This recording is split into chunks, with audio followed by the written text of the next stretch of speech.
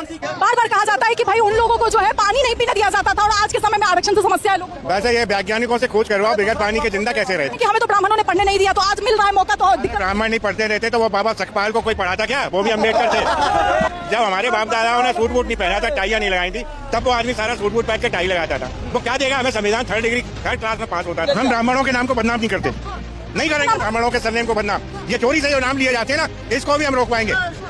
चोरी से नाम लिया गया, कोई कुछ नहीं लेता। सखपाल लिखो ना, क्यों बात करने में दिक्कत होती है? आप सभी साथियों को क्रांतिकारी नमो बुधाय, जय भीम, जय भारत, जय संविधान। दोस्तों मेरा मनोजरन और आप देख रहे हैं अध्यात्म पावर। साथियों कल यानी 21 अगस्त 2026 को एक तरफ राजस्थान के जयपुर के शहीद स्मारक में भीम आर्मी व आज़ाद समाज पार्टी का आंदोलन था। साथियों जैसा कि आपको अच्छी तरह से पता है कि डांगावास में किस तरह से आज से 11 साल पहले दलितों को ट्रैक्टर से कुचलकर उनकी हत्या कर दी गई थी। लगभग 5 दलितों की हत्या हुई थी। दर्जनों भर लोगों को जख्मी कर दिया गया था। साथियों दलितों की ज़मीन और उस पर सवर्णों का कब्जा और अपने अधिकार की मांग कर रहे दलितों के साथ इस तरह से अत्याचार, लगभग 350 से लेकर 400 सवर्णों की भीड़ ने दलितों को घेर कर बुरी तरह से पीटा था। तलवारों से, लाठियों से, लोहे की रॉड से और तो और साथियों ट्रैक्टर से एक ही परिवार के 5 दलितों को कुचलकर उनकी हत्या कर दी गई थी। उसके बाद साथियों 40 आरोपियों को गिरफ्तार किया गया था, लेकिन 11 साल बाद यानी 5 अगस्त 2026 को कोर्ट द्वारा उनको बरी कर दिया जाता है, यानी उनको निर्दोष कहकर उनको हमेशा के लिए छोड़ दिया जाता है। सोचिए साथियों कि जिस तरह से दरिंदगी की गई, जिस तरह से ट्रैक्टर से कुचला गया, इसके बावजूद अब कोर्ट ने ये कहा है कि सबूत के अभाव में या फिर जांच जो है स्पष्ट नहीं हो पाई है, इस कारण इन सबको बरी किया जाता है। अब साथियों अंदाज़ा लगा सकते हैं कि जब दिन में इस तरह की घटना हुई हो, इसके बावजूद इस तरह से कोर्ट का फैसला आता है। अब साथियों इसी बात से अंदाज़ा लगा सकते हैं कि दलितों के प्रति कितनी संवेदनशील सरकार है और कितनी संवेदनशील न्यायपालिका है। बता दें साथियों कि चंद्रशेखर आज़ाद दलितों के इंसाफ के लिए और जो भी 40 आरोपी बरी हुए हैं उनके खिलाफ कठोर से कठोर कार्रवाई के लिए चंद्रशेखर आज़ाद ने 21 अगस्त 2026 को राजस्थान के जयपुर के शहीद स्मारक पर अपने कार्यकर्ताओं, अपने समर्थकों से अपील किया था कि वो भारी से भारी संख्या में वहां पर पहुंचे।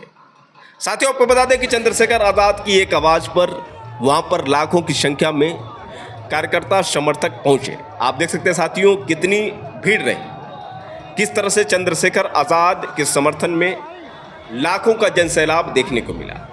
क्योंकि साथियों बात यहाँ पर अन्याय की थी, क्योंकि जिस तरह से कोर्ट ने फैसला दिया कि जो 40 आरोपी थे वो निर्दोष थे, उसके बाद साथियों चंद्रशेखर आज़ाद के समर्थन में ये जनसैलाब देखने को मिला। बता दें साथियों कि चंद्रशेखर आज़ाद ने पहले से ही घोषणा की थी कि हम विधानसभा का घेराव करेंगे, लेकिन साथियों जैसे ही चंद्रशेखर आज़ाद विधानसभा घेराव के लिए निकले, उसके बाद हज़ारों की संख्या में पुलिस फोर्स ने उनको रोका। इसके बावजूद चंद्रशेखर आज़ाद कोई ज़बरदस्ती नहीं किए। उन्होंने संविधान और कानून का सम्मान करते हुए वहीं पर अपने लाखों समर्थकों के साथ बैठ गए और प्रदर्शन करते रहे। यहाँ तक कि साथियों उन्होंने ये बोल दिया कि किसी भी कीमत पर हम पीछे हटने वाले नहीं हैं, जब तक इंसाफ नहीं मिलेगा तब तक हम पीछे हटने वाले नहीं हैं। लेकिन साथियों वही दूसरी ओर जंतर मंतर में भी एक आंदोलन देखने को मिला, आंदोलन आरक्षण को लेकर।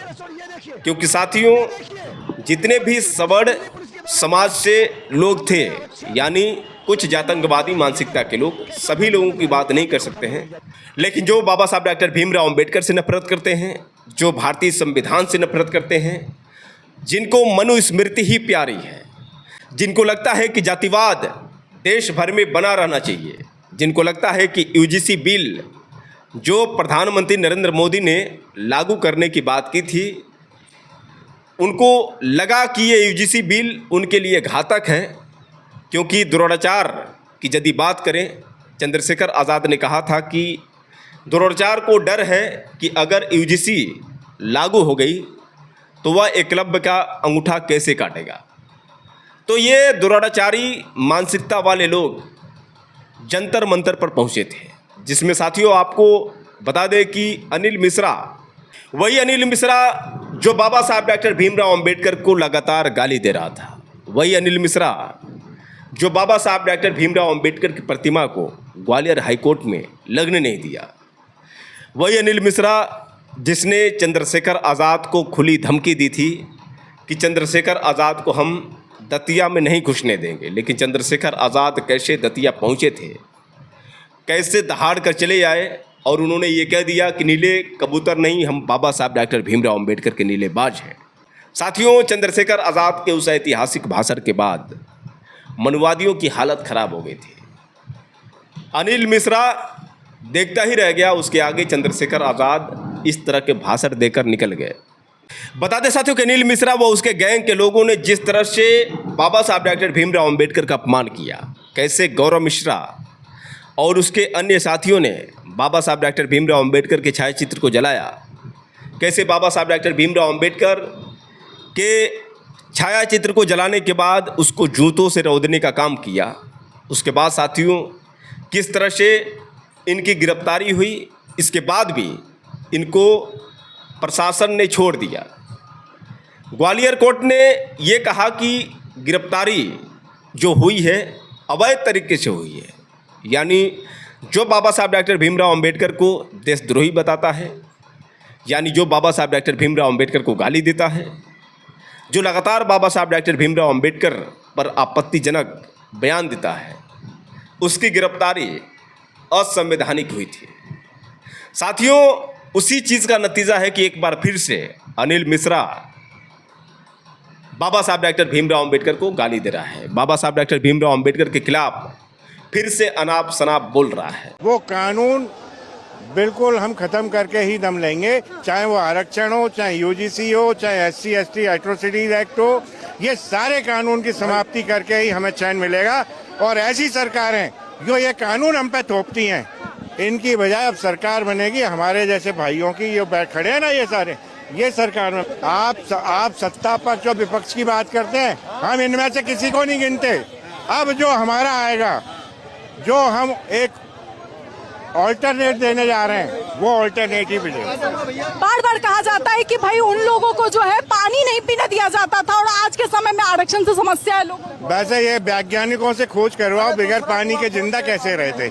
और कहते हैं अगर हमने पानी नहीं दिया तो आप पानी कैसे पी रहे हैं, अब पानी कैसे पी रहे हैं। वास्तविकता ये है कि हम सवर्णों ने अपना हक काट काट के रोटी दे के उनको इस मुकाम पे पहुंचा दिया। किसका रिजर्वेशन से घाटा हुआ, सवर्ण का, उनका क्या हुआ।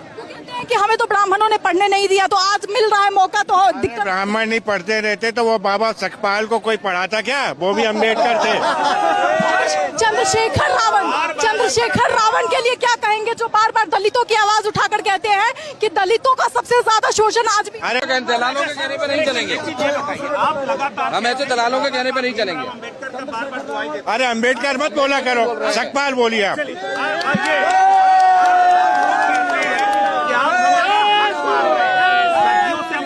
पीड़ित थे और आप हमारा हक मार रहे हैं, ये आरक्षण खत्म करके जो है। अरे यार, एक सूट, जब हमारे बाप दादाओं ने सूट वूट नहीं पहना था, टाइयां नहीं लगाई थी, तब वो आदमी सारा सूट वूट पहन के टाई लगाता था। वो क्या देगा हमें, संविधान थर्ड क्लास में पास होता था। पढ़ाया हमारे बाप दादाओं ने, अम्बेडकर जी ने, ब्राह्मणों ने, उसका नाम लेके थोप लिया अपने ऊपर, अब वापस ले लिया। जो लोग रिफॉर्म क्या है, सब समाप्त होगा, कुछ नहीं बचेगा। दिल्ली के जंतर मंतर पर आरक्षण को लेकर और यूजीसी बिल को लेकर ये मनुवादी विचारधारा के लोग पहुंचे थे। आरक्षण हटाओ की मांग कर रहे थे और यूजीसी बिल को काला कानून बताकर ये आंदोलन कर रहे थे। चंद मुट्ठी भर के ये लोग वहां पर पहुंचे थे। लेकिन साथियों, आपको बता दें कि दिल्ली पुलिस ने इनकी जमकर पिटाई की, कैसे मंच से इनको बोरी की तरह उठा कर फेंका। साथियों, आप इस वीडियो के माध्यम से देख सकते हैं। कैसे दिल्ली पुलिस ने इनको कैसे वहाँ से उठा कर फेंका। उसके बाद भी साथियों ये लोग नहीं माने तो उनको घसीटते हुए किस तरह से इनको ले जाकर पुलिस ने गिरफ्तार किया। इसके बावजूद भी साथियों इनको समझ नहीं है। इनको लगता है कि आरक्षण हटना चाहिए। इनको लगता है कि यूजीसी बिल का जो नया रूल है ये सरकार को वापस करना चाहिए। बता दें साथियों कि आरक्षण की ये बात करने वाले आज यदि बात करें साथियों तो सुप्रीम कोर्ट में जजों की संख्या की बात करें तो लगभग 80 से लेकर 90% जज जो हैं सवर्ण समाज से हैं। यही नहीं साथियों, अगर पूरे देश भर में प्रोफेसर की बात करें, जो उच्च विद्यालय में प्रोफेसर हैं वो भी 80 से लेकर 90% प्रोफेसर सवर्ण समाज से ही हैं। यानी जितने बड़े पोस्ट होते हैं साथियों उन पर कब्जा कौन किया है, ये सवर्ण समाज के ही लोग किए हैं। आप साथियों ज़्यादातर कोई भी बड़ा पोस्ट उठाकर देखिए, उसमें आपको ज़्यादातर मिलेंगे तो सवर्ण समाज के ही लोग मिलेंगे। लेकिन इसके बावजूद इनको दिक्कत आरक्षण से है। लेकिन साथियों तमाम लोगों का कहना है कि हम आरक्षण ख़त्म करवा देंगे, लेकिन एक चीज़ आप नोट करो, वन नेशन वन एजुकेशन, यानी जिस स्कूल में एक गरीब का बच्चा पढ़ता है उसी स्कूल में कहीं ना कहीं प्रधानमंत्री, मुख्यमंत्री, सांसद का भी बेटा पढ़ना चाहिए। अगर ऐसा नहीं हो सकता है तो आरक्षण भी नहीं हटना चाहिए। एक लड़की जो दहाड़ कर इस तरह से बोल रही थी, पहले आप उस लड़की की ये बात सुनिए, उसके बाद हम सीधे आपसे बात कर रहे हैं। तुम वन नेशन वन एजुकेशन लागू करवाओ इस देश में, कॉलेजियम खत्म करो, खुशबू राय कल आरक्षण को लात मार देगी। तुम क्या छुड़वाओगे यार, हम छोड़ देंगे आरक्षण। बस शर्त बस इतनी है कि इस देश में वन नेशन वन एजुकेशन होना चाहिए। अगर एक मिस्टर का बच्चा सरकारी स्कूल में पढ़ेगा तो एक प्रधानमंत्री का भी बच्चा उसी स्कूल में पढ़ेगा।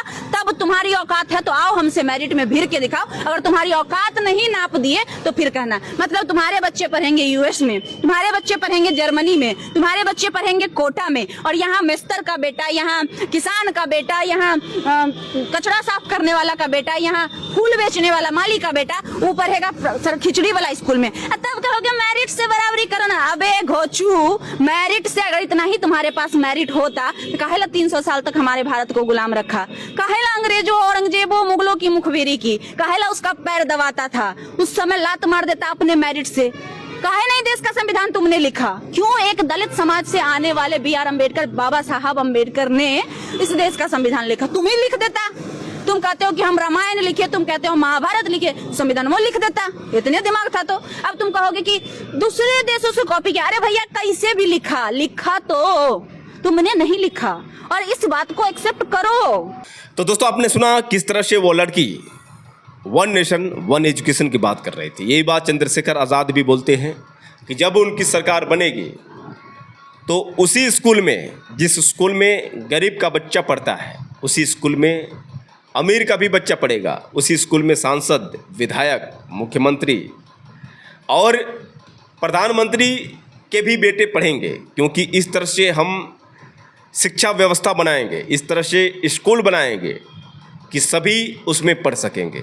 तो साथियों ये सोच चंद्रशेखर आज़ाद की जो लगातार स्कूलों पर ध्यान देते हैं, हमेशा जेन अल्फ़ा के जो बच्चे हैं जो आंदोलन कर रहे हैं, जिनकी मांगें लगातार स्कूलों को लेकर है, और वह स्कूलों को ठीक करने के लिए, स्कूल में शौचालय की व्यवस्था उपलब्ध कराने के लिए, जो भोजन मिल रहे हैं, जिस तरह से भोजन में कीड़े देखने को मिल रहे हैं, जिस तरह से भोजन में किस तरह से जहरीले पदार्थ भी देखने को कभी कभी मिले हैं, ऐसे में साथियों लगातार जो स्कूली बच्चे आंदोलन कर रहे हैं, इनके समर्थन में चंद्रशेखर आज़ाद कई बार आवाज़ उठाते रहे हैं। तो साथियों आप इसी बात से अंदाज़ा लगा सकते हैं कि चंद्रशेखर आज़ाद हर मुद्दों को लेकर किस तरह से आवाज़ उठाते रहे हैं। और जिस तरह से राजस्थान के डांगावास में दलितों के साथ अत्याचार हुआ, उसको लेकर भी चंद्रशेखर आज़ाद ने किस तरह से आवाज़ उठाई। आखिर चंद्रशेखर आज़ाद ने उस मामले को लेकर पत्रकार से बातचीत करते हुए क्या कहा, पहले आप चंद्रशेखर आज़ाद की ये बात सुनिए, उसके बाद हम सीधे आपसे बात कर रहे हैं। देखिए, न्याय दिलाने की जिम्मेदारी सरकार की, न्याय में देरी भी एक तरह का अन्याय है। 2015 से 26 11 साल हो गए हैं जब इतनी बड़ी घटना पे न्याय नहीं मिला। लोगों के मन में असंतोष, न्याय पसंद हर जाति धर्म के लोग आज अपने आप को उपेक्षित महसूस कर रहे हैं, आज निराश महसूस कर रहे हैं। और जो चाहते थे, ये कहते हुए कि सीबीआई में मामला भेज दो, सीबीआई से जांच करा दो, आज उनके मन में पीड़ा है कि जब जो दिन के उजाले में इतना बड़ा घटनाक्रम हुआ, जब सीबीआई उसमें एविडेंस कलेक्ट नहीं कर पाई, तो फिर हमें सीबीआई के द्वारा न्याय कैसे मिलेगा। ये तकलीफदेह है। हम लोग मजबूरी में सड़कों पे उतरे हैं, लेकिन हम आज सड़कों पे उतरे हैं तो हम खाली हाथ नहीं लौटेंगे। सरकार अगर हमें नहीं सुनेगी, सकारात्मक रवैया और इस कमज़ोर समाज के प्रति नरम रवैया इख्तियार करके इनकी पीड़ा को नहीं सुनेगी, इनकी मांगों का हल नहीं करेगी, तो फिर ये अन्याय के खिलाफ हमारा जो कि लड़ाई है ये और मजबूत होगी, ग्रामीण क्षेत्रों में जाएगी। हम इसके खिलाफ पंचायतें भी करेंगे और लोगों को अपील भी करेंगे कि सरकार को, जिसने हमारे साथ अन्याय पे चुप्पी रखी है, इसको सबक सिखाया जाए। हम संविधानवादी लोग हैं, कानूनवादी लोग हैं। हमारा भरोसा संविधान पे है, न्यायपालिका पे है, कानून व्यवस्था पे। अगर उनको निष्पक्ष रखा जाए, उन पर दबाव ना हो, तो मैं लिख के कहता हूँ एक भी आरोपी नहीं बचेगा। लेकिन कई बार हमने देखा है कि सरकारें जोर जबरदस्ती करती हैं किसी को खुश करने के लिए, किसी को फ़ायदा पहुंचाने के लिए, उसका परिणाम गरीबों को भुगतना पड़ता है। आज मैं फिर कह रहा हूं कि जिन लोगों के मामले कोर्ट में चल रहे हैं, आज वो अपने एक दूसरे से सवाल कर रहे होंगे। बहुत सारे लोगों के लिए सवाल छुटा है कि जो सीबीआई से जिसको न्याय नहीं मिला, आम जनरल पुलिस की इन्वेस्टिगेशन से कैसे न्याय मिलेगा। इसका मतलब ये है कि पीड़ितों से न्याय राजस्थान में बहुत दूर है और ये मजबूरी में हजारों लोग आज सड़कों बैठा इंतजार कर रहे हैं कि सरकार हमारी मांग को सुने। देखिए, 5 से 6 मांगों को लेके हमने, हमारा प्रतिनिधिमंडल ACS होम राजस्थान से मिला और उन्होंने 3 मांगों पे आश्वासन दिया है। परिवार की सुरक्षा, उनके सशस्त्र लाइसेंस और हाई कोर्ट में सरकार इस मामले की मजबूती से पैरवी करेगी, चाहे बड़े से बड़ा वकील खड़ा क्यों ना करना पड़े। हालांकि हम लोग अपनी तैयारियां भी कर रहे हैं। और 2 मांगे जो मुआवजे और नौकरी की हैं, उसको लेके उन्होंने कुछ समय मांगा है सरकार से बात करने के लिए। लोकतंत्र में संवाद होने चाहिए, चर्चा होनी चाहिए। अब सरकार के ऊपर है, गेंद सरकार के पाले में है। अधिकारियों के जरिए हमारी बात वहाँ तक चली गई है कि क्या सरकार इस पीड़ित परिवार के पक्ष में खड़ी है या नहीं खड़ी। पूरे देश के कमजोर वर्ग के लोग इस बात तरफ देख रहे हैं कि सरकार का क्या रुख रहता, क्योंकि नौकरी देना, मुआवजा देना सरकार काम है। और ये घोषणा आपने की थी, यही बीजेपी की सरकार थी, बीजेपी के सिटिंग MLA थे। आज भी बीजेपी की सरकार है, आज भी बीजेपी के सिटिंग MLA हैं। सरकार की जिम्मेदारी है कि जो काम 11 साल में नहीं किया, आज, क्योंकि आज सोशल मीडिया है, इलेक्ट्रॉनिक मीडिया है, अखबार हैं, तो लोग सुनते हैं, पढ़ते हैं, देखते हैं और उससे अपना ओपिनियन बनाते हैं। आज क्योंकि मैं यहाँ आ गया हूँ, हमारे पूरे संगठन और जहाँ तक लोग हमसे जुड़े, सब में ये बात चली गई है, आपके जरिए भी बात जाएगी। अब सरकार के खेमे में बॉल है, पाले में सरकार क्या फैसला लेती है। सरकार इन कमजोरों के पक्ष में खड़ी है या नहीं खड़ी है। सरकार इनको मुआवजा जैसे औरों को दिया देगी या नहीं देगी। सरकार इनको नौकरी देगी या नहीं देगी, या इनको न्याय मिलेगा नहीं मिलेगा, ये बॉल अब सरकार के पाले। सर, इस घटना के, इस फैसले के आने के बाद एक बड़ी चीज राजस्थान में ये देखने को मिली कि किसी भी पार्टी का, किसी भी समाज का कोई नेता आखिर नहीं बोला। इस चीज को आप किस तरह से देखते हैं? और तो कोई नहीं आता, ये राजस्थान के लोग देख रहे हैं और इसका हिसाब वो आने वाले समय में सोच समेत लेंगे। मेरी बात पे याद रखना, लोग भूलते नहीं है ना, नहीं भूलते हैं। आप याद रखना मेरी बात, रिकॉर्ड रह जाते हैं। 11 साल का इंतजार, लंबे इंतजार की बात, क्या 10 दिन बाद में सरकार सुन पाएगी? नहीं सुनेगी। अब सुनाने वाले लोग हैं, तब हम लोग नहीं थे। अभी भी कौन सा सुन रही थी, सुनाना पड़ा ना। आज कभी कभी भगत सिंह कहा करते थे, बहरों को सुनाने के लिए धमाकों की आवश्यकता होती है। ये तो केंद्र की सरकार ने भी सुना 30 दिन के अंदर। जब जो सरकार के मंत्री कहते थे कि इस्तीफे नहीं होते हमारे यहाँ, वहाँ इस्तीफे भी हुए और माफिया भी मांगनी पड़ी और फिर वो हेलो फ्रेंड्स भी आया। अभी तो बहुत कुछ देखना है। आप जैन अल्फा, उसके बाद जैन बीटा, फिर जैन जी और मिलेनियर, सब लोग मैदान में हैं। जो टकराएगा युवाओं से, गरीबों कमजोर से, उखाड़ के फेंक देंगे उनको, याद रखना। तो दोस्तों, आपने सुना किस तरह से डांगाबाज मामले को लेकर चंद्रशेखर आज़ाद ने ये कह दिया कि किसी भी कीमत पर हम पीछे हटने वाले नहीं हैं। जब तक इंसाफ नहीं मिलेगा तब तक हम इसी तरह से संघर्ष जारी रखेंगे। वैसे साथियों, इन घटनाओं को लेकर आप लोग की क्या राय है, आप लोग कमेंट करके बताएं।